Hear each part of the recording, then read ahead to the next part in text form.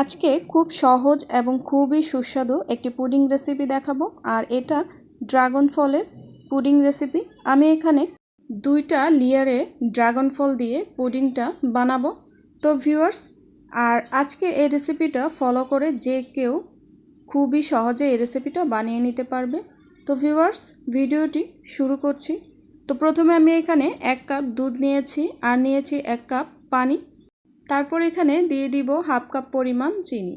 আসলে এখানে মিষ্টিটা যার যার উপর ভ্যারি করে, কেউ মিষ্টি কম খায় আবার কেউ মিষ্টি বেশি খায়। তো আমি এখানে 1 চিমটি লবণও দিয়ে নিব, এতে করে মিষ্টিটা একটু কড়া হবে।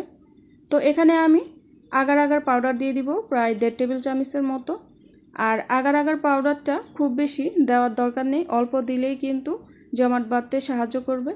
তো ভিউয়ার্স, এখানে কিন্তু আমি 2 টেবিল চামচের মতো গুঁড়ো দুধও দিয়ে দিয়েছি একটু স্বাদের জন্য।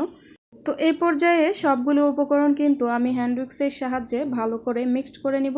আর এতক্ষণ কিন্তু আমি চুলায় আগুন দেইনি, কারণ হলো আমি যদি আগেই চুলার আগুন দিতাম তাহলে কিন্তু আগার আগার পাউডারটা জমাট বেঁধে যেত। তো এটা খুব ভালো হয় যে ঠান্ডা পানিতে আগে আগার আগার পাউডারটা গুলিয়ে তারপর চুলাটা ধরিয়ে মিনিট 5 নাড়াচাড়া দিলেই কিন্তু এটা জমাট বেঁধে যাবে। তো আমি আগে থেকেই মলটা সেট করে দিয়েছি। এখানে একটা ড্রাগন ফ্রুটস আমি কিউব করে কেটে রেখেছিলাম আর সেটাই আমি এখানে দিয়ে দিয়েছি। আর এর উপর জাল করা দিয়ে দিয়েছি পুডিংটা।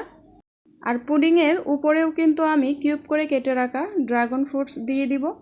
এতে করে দেখতে সুন্দর লাগবে, খেতেও ভীষণ মজা লাগবে।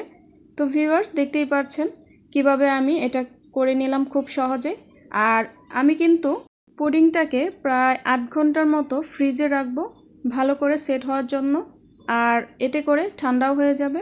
তো ঠান্ডা ঠান্ডা পুডিং খেতে কার না ভালো লাগে। তো এই পর্যায়ে আমি 8 ঘন্টা পর ফ্রিজ থেকে নামিয়ে নিয়ে আসলাম আর আপনাদের কেটে দেখাচ্ছি পুডিংটা কতটা সুন্দরভাবে জমাট বেঁধেছে।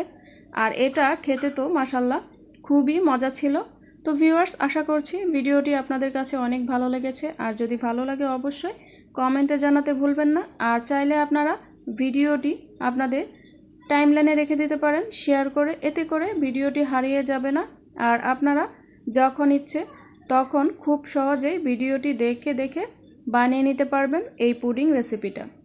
তো ভিউয়ার্স, দেখা হচ্ছে অন্য কোনো দিন নতুন কোনো রেসিপিতে। সে পর্যন্ত সবাই অনেক অনেক ভালো থাকুন। আর ভিউয়ার্স, যারা আমার ভিডিওটি ইউটিউব থেকে দেখছেন অবশ্যই চ্যানেলটি সাবস্ক্রাইব করতে ভুলবেন না। আর যারা ফেসবুক থেকে দেখছেন চাইলে পেজটি ফলো দিয়ে রাখতে পারেন, এতে করে যখন কোনো নতুন রেসিপি আপলোড করব সাথে সাথে আপনাদের কাছে নোটিফিকেশন চলে যাবে।